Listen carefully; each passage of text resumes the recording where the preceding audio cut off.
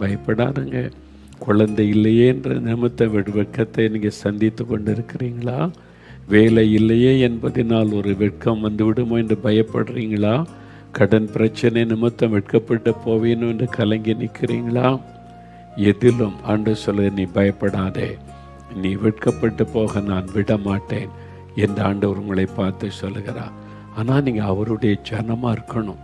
அவருக்குள்ள உங்களை ஒப்பு கொடுத்து அவருக்கு பிரியமான வாழ்க்கை வாழ அர்ப்பணித்து கொள்ளுங்க. ஆண்டவர் உங்களுக்கு அற்புதம் செய்வார்.